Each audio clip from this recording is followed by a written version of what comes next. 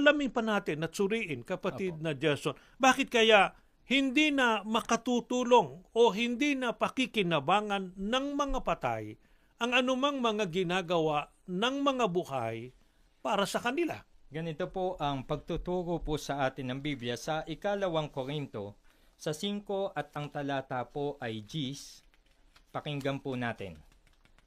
Sapagkat bawat isa ay haharap sa hukuman ni Kristo upang tumanggap ng kaukulang ganti sa kanyang ginawa, mabuti man o masama, nang siya'y nabubuhay pa sa daigdig na ito. Sana napansin po ng ating mga taga-subaybay na ang pagbibigay ganti po ay pagdating pa po ng araw ng paghukom. Ang sabi ng Biblia, bawat isa ay haharap sa hukuman ni Kristo, na yan rin po ang hukuman ng Diyos, na ang pagbibigay hatol sa kanila ay ayon po sa ginawa po noong sila ay nabubuhay pa. Kaya talagang wala nang pakinabang yung taong namatay.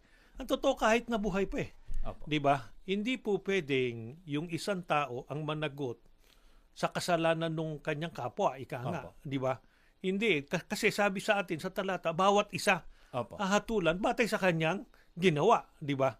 Ngayon kung namatay na halimbawa, pagkatapos ang ginagawa pa rin ng mga buhay, ipinagpapadasal, ipinagpapamisa, wala nang pakikinabangan doon yung patay. Opo. Kasi nga, una, wala na siyang alam.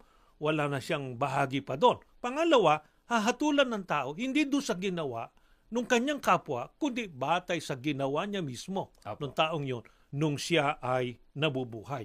Kaya nga ang importante sa atin, habang nabubuhay, ito, sa mga pagkakataong buhay tayo, dapat matyak natin, nasa loob tayo ng tunay na iglesia para datnan man ang kamatayan, mapalad pa rin. Kamatayang pakinabang kasi nakatitiyak ng pagtatamo ng kaligtasan. Ngayon,